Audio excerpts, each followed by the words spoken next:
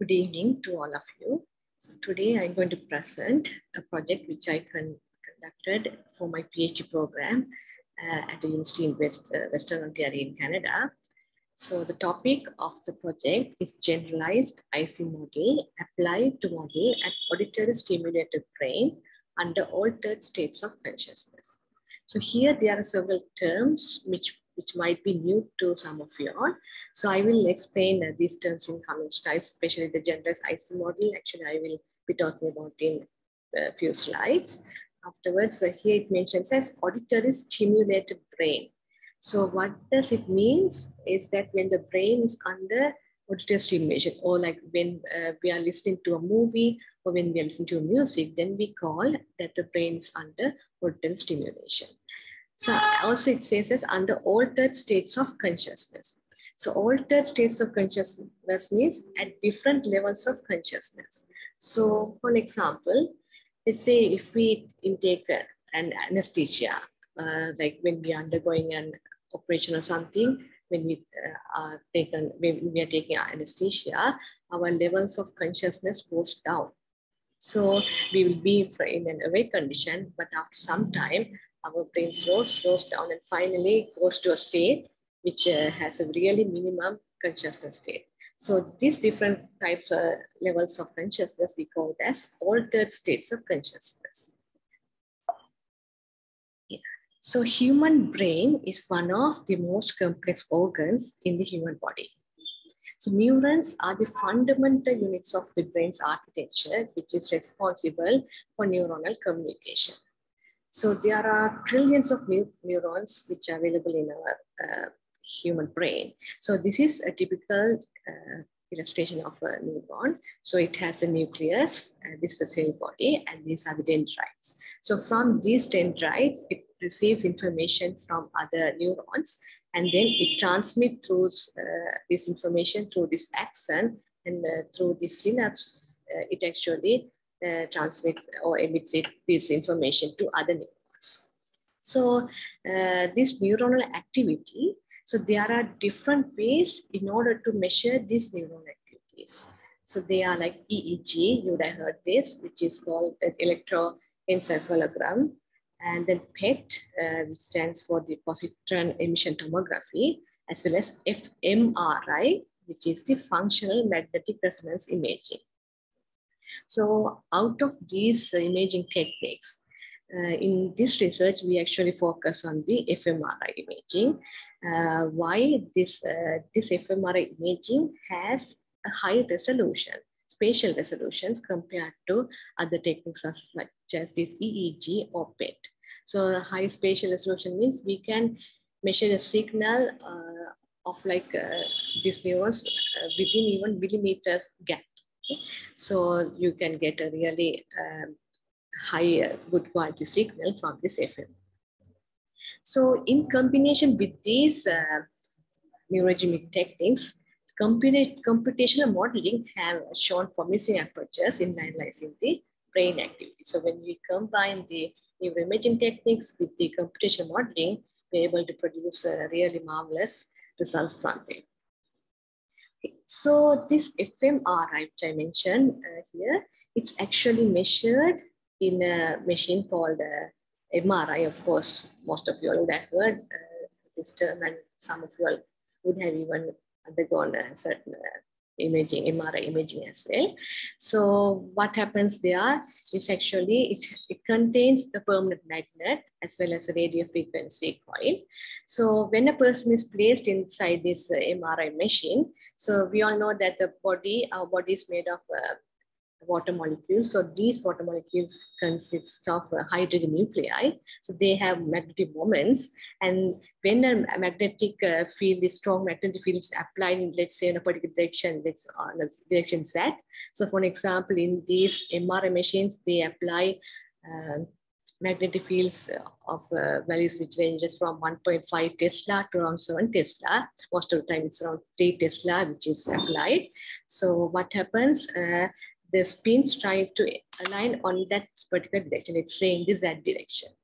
Then what happens is a radio frequency coil, a signal is applied 90 degrees to this initial direction, which is, let's say, on the XY direction.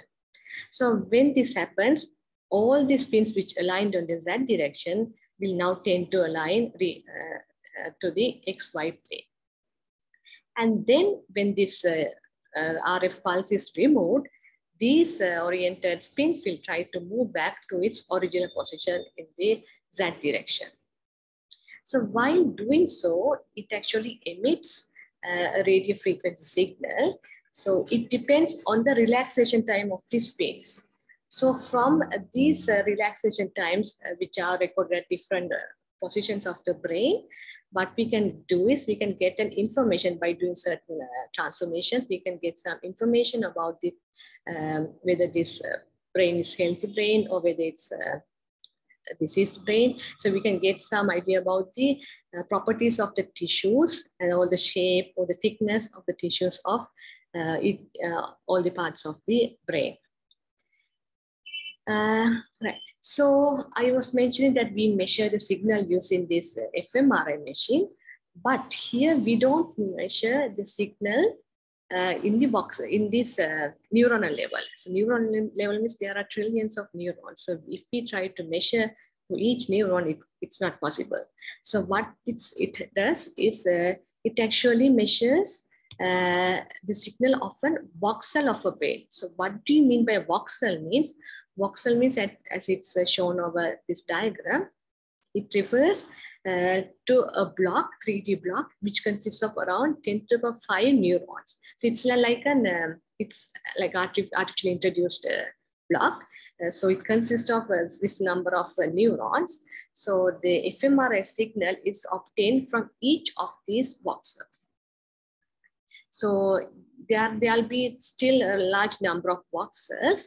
So from this, of course, if we try to do modeling, it will take high computational power and we might not even be able to do simulations.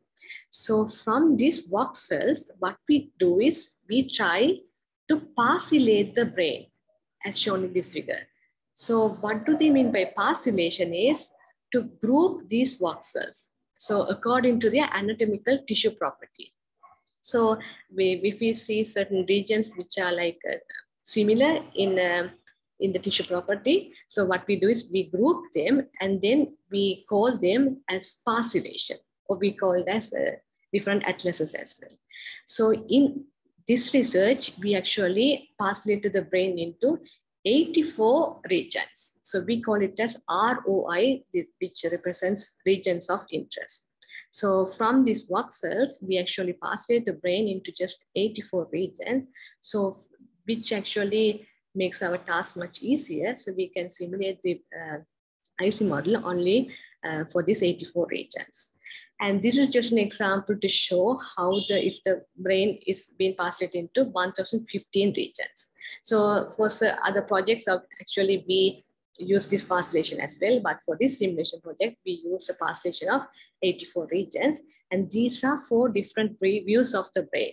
So left lateral view means when we view the brain from left to right, and the medial view means when we view the brain from front to back as well. Okay. So this is how what we mean as parcellating the brain. So one signal which I said we measure is the fMRI signal from the fMRI machine. So another signal we measure is called the structural connectivity. In other words, we want to see how structurally the neurons are connected. So in order to do that, there's a method called diffusion trace imaging technique, which is DTI technique. So there's another sequence which is used in the MRI machine in order to actually get an idea how how the neurons are connected with each other. So this is done by actually looking at how the water diffuses from one neuron to other neurons. So by tracking that and doing some post-tractography methods, we are able to see the path of how the anatomical regions of the brain are connected with each other. So here the colors represent the direction. So X, Y, Z directions are represented by red, green, and blue colors. So that's why you see the colors over here. So from these fibers, what we do is we actually construct a matrix called the connectivity matrix, the structural connectivity matrix. So why we need this is we will be using this matrix as an input to our IC model. So what does this mean? So this is a matrix which has dimensions of 84 by 84, because as I mentioned in my previous slide, we translate our brain into 84 regions. So because of that, we have a matrix which has dimensions of 84 by 84. And this is actually a normalized matrix. That means, so each of these regions, let's say if we take a yellow color one, which is highly, which has high number of fiber connections, this represents how many number of fibers are connected between the region which belongs to, let's say, 21 to this 28 region. So how many connections are there? So if you have a high color, like the color yellow color, that means you have more number of connections between these two regions. Whereas if the color is blue color, that means there is no connection between certain regions of the brain. So from this, we can get an idea what are the regions which are anatomically connected in our brain. So this is called the structural connectivity. Now, so I talked about fMRI imaging, but I didn't actually mention what that means. So fMRI signal, so from the name itself, you can see it's functional magnetic resonance imaging. So it actually measures the functional connectivity between regions.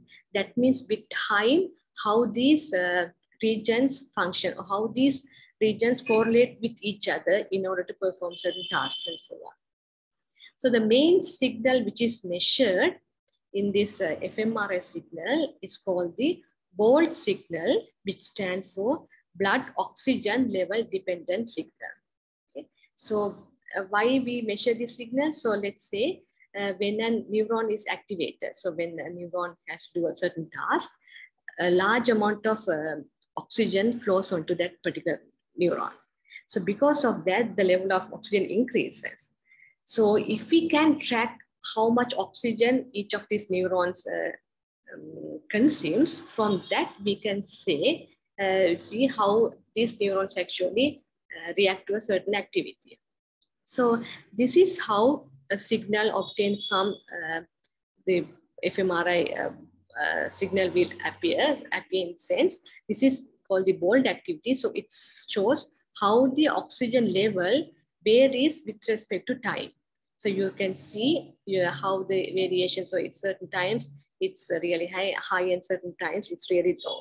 So here the zero level is actually a baseline. So if the, it's just a baseline given by the, given from the machine. So you can see if it's high, you'll see a high peak, and lower means you'll have a low peak, smaller peak, and in the negative direction as well, if it's less than a baseline amount. Right. So, so for example, if this is the brain, if you consider these two regions, so they have the same color, that means they are highly correlated. So if they're highly correlated, if you look at those two regions time series, we call this as the time series, which gives a variation of BOLD activity with respect to time. You see that these two waves or these two oscillations are almost correlated to each other. So what do they might correlate to each other? If these two regions are active at a particular time, they're active, and when they're deactive, they're deactive. So that means they both like combine together in order to perform this task. This is just an example. Right.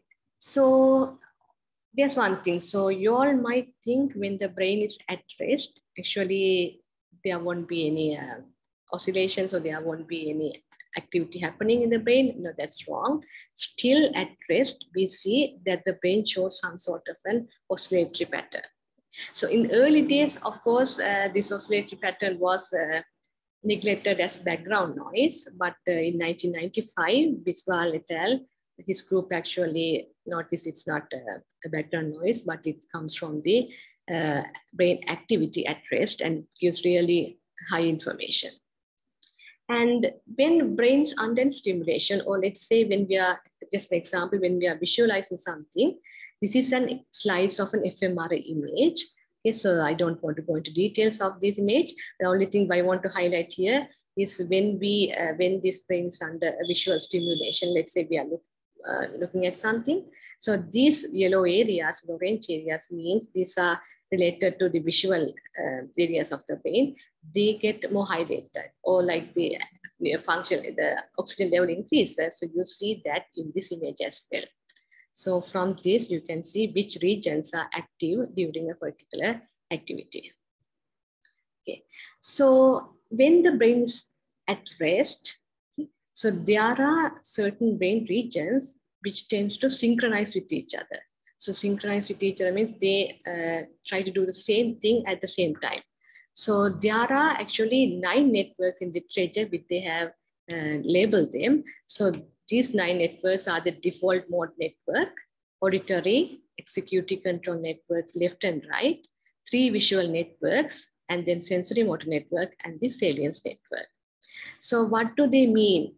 So the default mode network means it's a network which is highly active when the brain is at rest, because it tells how internally aware we are. So that is really a network which is studied by many scientists while the brain is at rest. And this is auditory stimulated brain. So this is like auditory network where these auditory regions are actually more highlighted. So they are active when you are listening to something. So these are the executive control networks, right and left. So these networks actually related to the perception of external stimulation and stuff.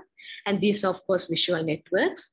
Sensory motor, so you all know when you do some motor stuff, this network will be responsible for that. And this one is a salience network, which says whether something is salient or not. So why am I talking about this? So these are the actually networks which are present even during the brain is at rest. So it gives really good information. These are from FMRI images obtained from healthy subjects actually. And then this is just a graphical representation of this network. So if we try to draw it graphically, representing these regions by nodes and so on. So you can see the regions which are highly connected with each other will have a darker or bigger circles, and then regions which are not highly correlated with have small dots. So the color represents here, I had just represented by different colors. This shows that these are almost similar to auditory and so on. So this is just a visual representation of these rest state networks. So now I actually just introduce certain terms. So to moving on to the objective is to understand if a simple model like the generalized IC model can model the response of the total brain activity in auditory paradigm under altered states of consciousness. So what my aim was to see whether this simple model, which I will introduce in the following slides, the generalized IC model, can actually capture the brain activity. So whether we can just use this model to see how our brain actually behaves, and when it's under auditory paradigm. Okay, so in my case, when the brain is listening to a movie, okay, in different states of consciousness, I will talk about that as well. Okay. So before moving on to my methodology and section, so I would like to introduce my model, which is the IC model. So before going into the generalized IC model, I should first talk about the classicalizing model, which is the basic, which was introduced by Ernest Ising in 1922, I guess. Yeah. So he introduced this term in this model actually to describe the behavior of ferromagnetic materials, which have like magnetic moments of spins. So in that case, what he did was they represented a crystal with either spin up or spin down. So this is just a two-state model, okay? So each of the lattice side can be either spin up or spin down, as shown in this lattice. So this is a square lattice, 2D square lattice. And then what we assume is that we keep this spin configuration in a thermal bath of temperature T. So this is actually a statistical model, like it was described to describe the ferromagnetic materials behavior, right? So let's assume we keep this temperature, this crystal in a temperature of thermal bath, of temperature T. And the main thing what we calculate here is the energy of this system. So in this 2D classical IC model, we actually consider only the nearest neighbors atoms. So what do I mean by that? So if I look at this atom, which is highlighted, rounded with red circle, so we consider only that it interacts with only the nearest neighbors, which are these 4 nearest neighbors. So if you consider another atom over here, we consider only that these 4 nearest neighbors, which are interact with, we assume that it interacts only with those nearest neighbors. So in that case, the energy of this full system can be obtained using this expression. So here the J refers to the coupling constant. That means how strongly these 2 regions spins are coupled with each other. This gives an idea of this coupling constant. And then SI, SJ represent the spins of the ith and jth side, and N is the total number of spins. Okay, X is a particular state of configuration. And here the NN represents the nearest neighbors. So what we do here is we calculate this energy. So the main thing we have to remember here is when we calculate this energy of a classicalizing model, we assume that this coupling constant is a constant value. It's same for all the regions, between all the regions, and it does not vary in between them. And we consider only the nearest neighbors coupling. So we consider only the nearest neighbors coupling, and then we get the total energy by summing this term. And then, of course, I'll talk about this algorithm, Metropolis Monte Carlo algorithm. It's used to find the equilibrium energy configuration. So that also I'll talk later.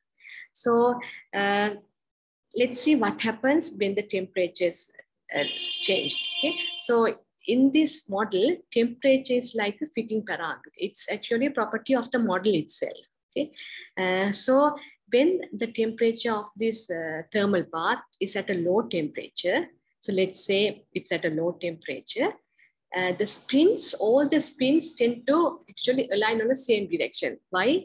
The spin-spin interaction is high than the thermal energy given by this temperature. So the spins are more correlated with each other.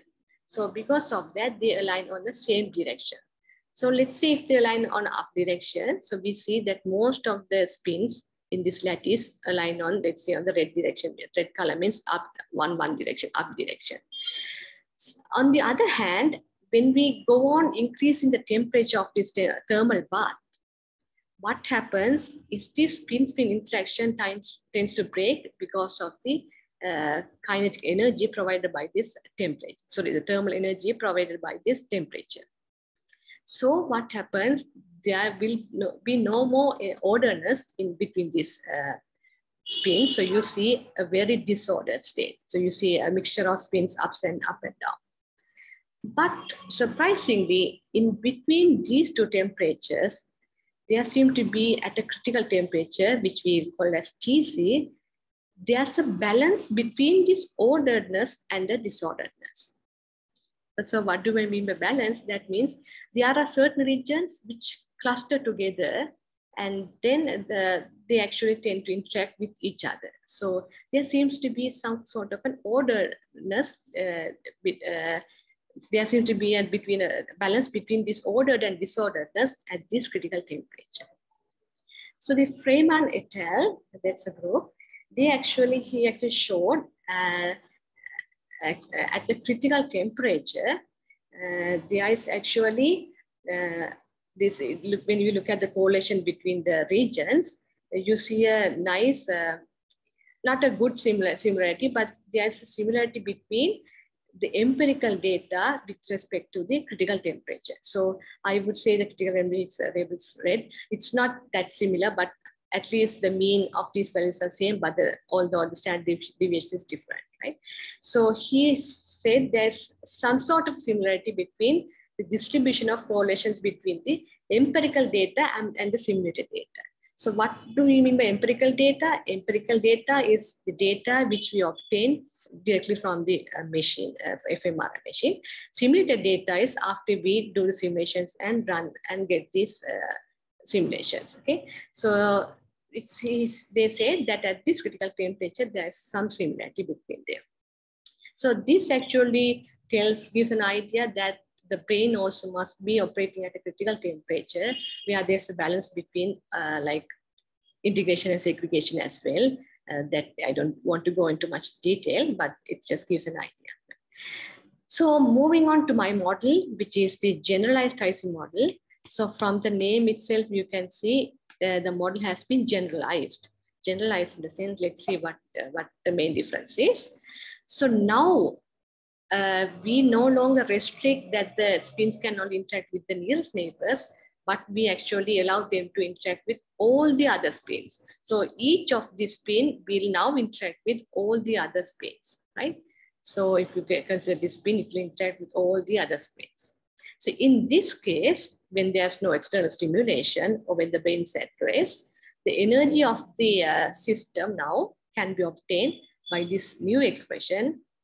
It's almost same. Only thing is this Jij, which was a constant in this previous slide. So here you can see it was a constant, but in this case, in the generalized IC model, now we assume that it's no more constant. Okay, it will vary between the regions, which is good, which we are generalizing, as well as we consider the energy between we consider all the combinations, not only the nearest neighbors, but we consider all the combinations. Okay, so the main difference is this Jij. So this coupling, actually, when we try to do the simulation for the input of this coupling constant, we actually use this D3I matrix, which I mentioned earlier, the structural matrix. We use the values. The Jij means coupling between these two regions. We get the value of that and we input that into this, and actually we do the simulation. So here what we see is the main advantage is now we can see a one-to-one relationship between these spin sites with the actual brain regions. But earlier in the 2D IC model, there weren't any similarity between them, but still they were able to somehow capture the brain activity at critical temperature. But this one would definitely give much more better representation by now the input is coming from the anatomical structural connections from the brain as well. Okay, so from this, using this in our group by Abesing et al., they were able to simulate this generalized IC model using this expression and showed that at the critical temperature, a better match was obtained between the distribution of these correlations between the empirical data and the critical temperature. So considering the previous graph and this graph, we see that now these two graphs almost tend to align to each other, which gives much more connection between the empirical data with the simulated data.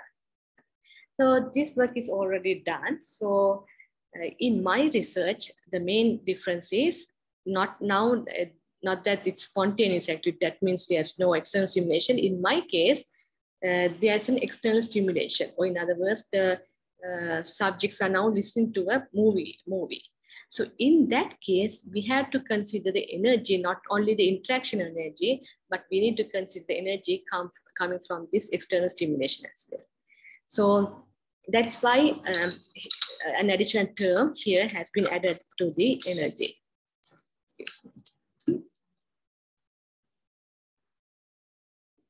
Yeah.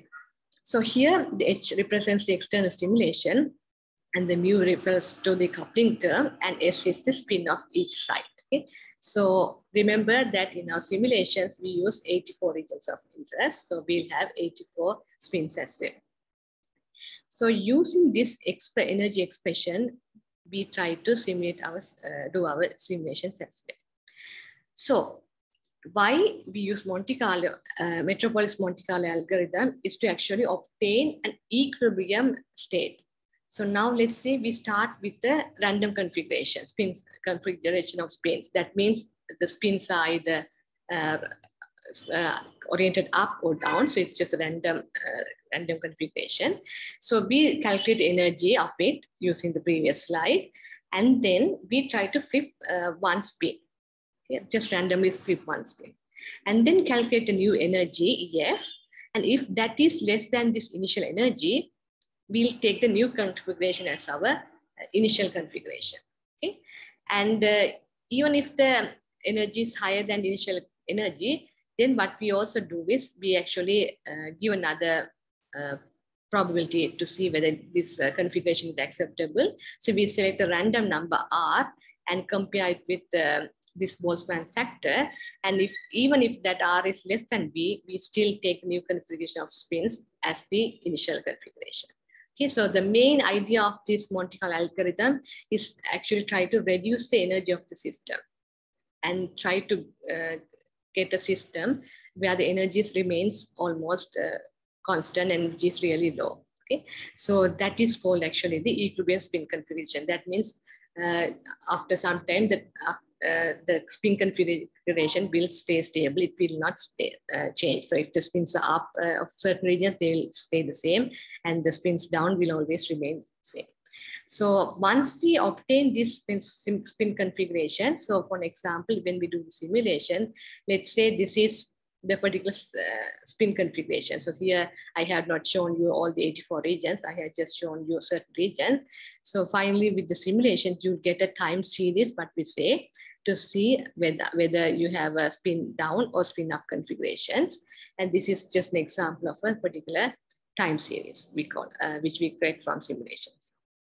So once the equilibrium condition is obtained, we actually try to plot certain thermodynamic properties, which is the energy of the system, magnetization, as well as the susceptibility. So energy of the system, this is with temperature we do these plots. So we actually do the simulations for different temperatures. Okay? So by doing that, only we can find at which temperature we can get the critical temperature. Okay? So this is how the plot appears when the temperature increases, the energy of the system, it actually increases as well, because you'll get more thermal energy, so it increases as well. This is how the magnetization of it appears with temperature. So at low temperatures, actually the spin-spin interaction is more dominant. So you see the spin lines at a certain direction. So you'll see a high magnetization, that's why it's around 1. But as the temperature increases, the thermal energy provided by this temperature will actually win this spin-spin interaction, and you will see it will become a disordered state. So you see that the magnetization is almost 0. And this is the main property, which is the susceptibility. So susceptibility actually peaks at this critical temperature. So by plotting this susceptibility using this expression only, we can find this critical temperature. So which is it can be obtained from the maximum of this speed. Okay? So here this dashed line represents the critical temperature. So this axis is the temperature, and so on. Right. Okay. So and one more thing I wanted to mention here. So in this research, as the external stimulation, we used a movie clip, a 5-minute movie clip, only the auditory stimulation, not we just played this movie onto subjects, healthy subjects, which were awake, as well as which were under simulation, under sedation as well. So we actually introduced a anesthesia called propofol. So when we introduced it to the subjects, after some time, by measuring their levels of consciousness, we say that they were in awake condition, they went to mild sedation, deep sedation, and then finally when it was removed after some time, they actually turned to the recovery state. Okay? So this is the 5-minute audio clip, and this clip was obtained from a movie Taken. So if you all have watched this movie, Yeah, it's at the critical stage where the father talks with his kidnapped, his kidnapped daughter. So it's really an intense movie clip, 5-minute clip. So this is how the intensity of this varies with time. So I could have directly used this this movie, this intensity part itself as my external stimulation. But when I did the simulations, I was not able to get good results out of it. So because of that, what we did further was we used some analysis to extract some meaningful features from them. So I actually obtained certain 21 audio features. I won't go into details about that. So I used these features and they did some calculations in order to finally obtain this external stimulation for each region. Okay, so this external stimulation now is not constant for each region, but it will depend on these particular factors, which are like the differs with respect to the coupling constant terms.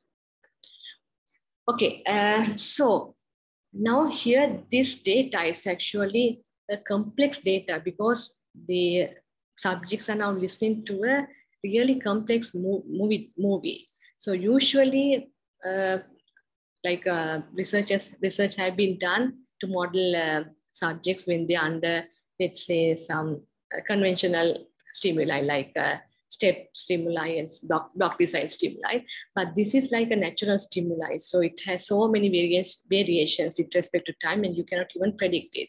So in these cases, in literature, they have used a term called intersubject correlation to see how brains are similarly correlated. So for an example, in my case, let's say we consider two brains, like brains of two subjects. So we wanted to see the similarity between the brain regions. So if we consider the same region, which is located on the same position, let's say at this spatial coordinates x, y, z, I and j subject, we try to calculate a term called the intersubject correlation, which is calculated using this spin time series. So if this value is high, that means if once we calculate the Rij between these two regions, if this value is high, that means we say the brain regions these brain regions are highly correlated with the external stimulation. But if we have a low value, that means those regions does not engage in pursuing this external stimulation. So this is a main parameter which we calculated in our research to say how good these subjects are engaged with the external stimulation.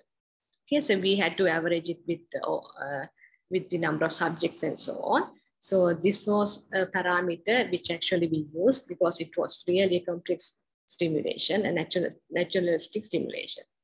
Right. So moving on to the methodology section. Yeah, so we obtained two sets of data. One, actually we obtained data of 17 subjects, healthy subjects. One is when all the subjects are resting, so they were just closing their eyes and not even we asked them to minimize their consciousness as well, so try to close their eyes without thinking of anything. So that is called the resting condition. So we obtained the FMRI data of these 17 subjects, right? And then afterwards, for the same subjects, we played this 5-minute clip and we sedated them into different levels. So initially we took the fMRI data when they were without any sedation in the awake condition, and then slightly introduced this anesthesia and then made them to go to a mild sedative state. Afterwards, we further increased the level of anesthesia and we made them to go to deep sedation level. So we actually categorized them according to some using experts from this side, so they know how to categorize them. And finally, after some time, this anesthesia was removed and they were allowed to come to the recovery state. So under this task condition, we obtained data for this four situations under these 4 different levels of consciousness. And then using the JIJ, which I mentioned, the structural connectivity, we perform the simulations. So since there were 17 subjects, we performed the simulation 17 times. In 2 cases, when there was no external simulations, which is the resting condition, using the energy term, which has no external stimulation.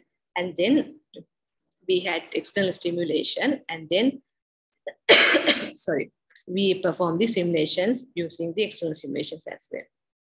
So under the resting condition, we get only one set of time series. So time series will be either 1 or 0, 1 or -1 as shown here. This is the equilibrium spin configuration. Why? Because here we don't have any external stimulation. But in this case, of course, although we use the same GIJ, but since we have different coupling terms, because when you are sedated to different levels, if you remember the coupling term, it will be different between the different conditions. So therefore, we obtained 4 different sets of simulations from this data. And then what we did is we actually calculated the intersubject correlation for all these conditions when they were under these 4 altered states of consciousness, as well as when they were at rest. And what we did, now these are the simulated data, and then we have our empirical data collected from the FMRI machine itself. That is the data collected from the FMRI machine. So we can, from that, we actually obtain the time series, and we calculate subject correlation as well. And then we perform a similarity test between this empirical data with respect to this simulated data. So when we did that, so first of all, I would like to show the subject correlation of the empirical task data. So empirical task data means the data directly obtained from the FMRI. So this is how we saw that. So this is like the 4 views of the brain in awake condition. So this is new to you all. So regions, these regions are now which are like in dark red color. So if you see the correlation values, they are really high. So these regions actually belongs to the auditory perception as well. So which actually is a good output, because we see as shown in previous, this is actually shown in previous studies as well, that auditory regions are more correlated. The regions between the auditory regions are more correlated among the subjects. But when the subjects are under mild sedation, so when the consciousness slightly decrease, we see that intersubject correlation values also have slightly decreased in these auditory regions, which is almost 0.2 now.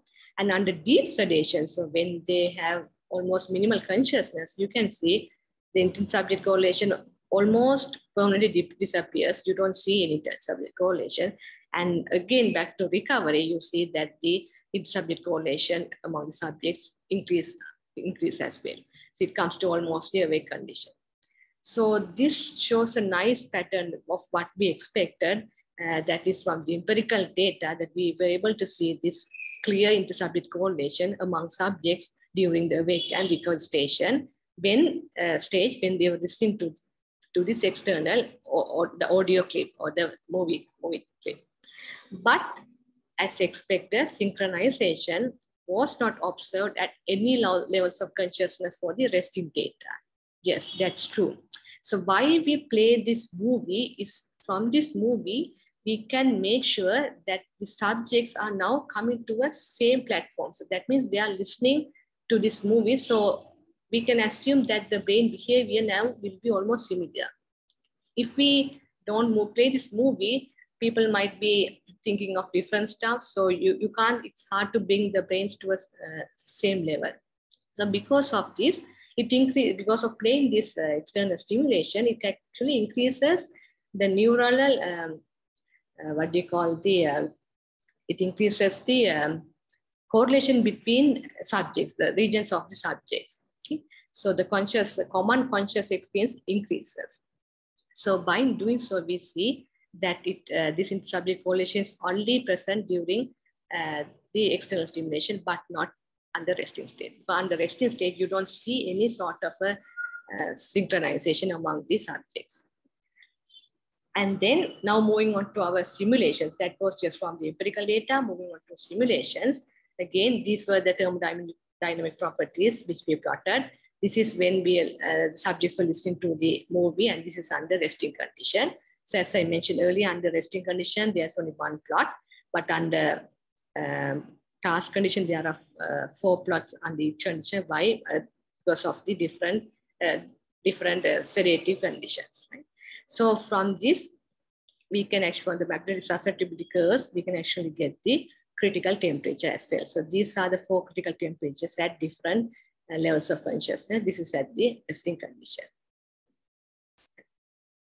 And then to now see whether our simulations match with the empirical data, what we did is we tried to do a similarity test, which is called the Kolmogorov-Smirnov test, case test, which calculates the distance between the distributions of this intersubject correlation of the empirical versus the simulated data, right? So this is the distance between the empirical and simulated data, right? Distance, it's a graph between the distribution of the intersubject values. So when we do this plot, so these simulations, we actually performed at different temperatures.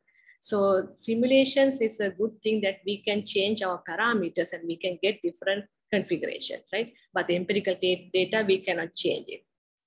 So by doing so, we saw that this minimum distance between the empirical and the simulated intersubject correlation were obtained not at the critical temperatures. If you can see, critical temperature somewhere low over here. This is the critical temperature.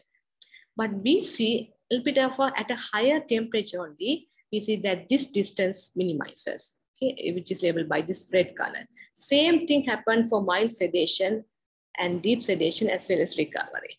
So we see now when an external stimulation was applied, no longer we get the similarity between these data at this critical temperature, but we see that this happens at another temperature called T star, which is in a higher temperature than the critical temperature. So this might actually, you might think this violates Freeman's theme, which he says that the brain under rest is mostly operating at the criticality. But in this case, there were studies which shows when in animals, when they are in awake condition and they are at different levels of conditions, they might no longer actually stay in the critical state, but they might move away to other regions as well. So at this high temperature only, we saw this best match. So when we did the plot, okay, so I don't want to, going to this slide, but I'll just skip that slide. So when we actually did the subject correlation of this simulated data at different temperatures, you can see at sub temperatures at the criticality and the temperature greater than the critical temperature, and at the temperature T star, and this is the empirical data. So as mentioned in my earlier slide here, so we saw the best match at a temperature called T star, not at the critical temperature. So we try to plot this intersubject correlation in the, let's say, awake condition at these different temperatures. So this is the empirical data, the map which I already showed you. At criticality, you see that many regions have a correlation among them. So intersubject correlations seems to be really high. And that this is at low, at high temperature. But at this temperature T star, only we see that there is a good match between the empirical and this simulated data. So this was really promising for us. Why we were able to show that this generalized IC model can actually simulate this empirical data while even listening to an external auditory stimulation, which is not even an easy stimuli. It's like a natural stimulation where the variation is really high. So that was really promising. The only thing is that we expected it to happen at the critical temperature, but it did not. But it happened at a different temperature called T star. Okay? So this was in the awake state. So we try to look them at the other conditions as well. Mild condition also, we see at T star only we have the best match again. And then in the deep sedation, again, it was hard to see the similarity, but still we saw the high match at the critical, at T star here, and not at the critical temperature. And finally in recovery also, the same thing happened.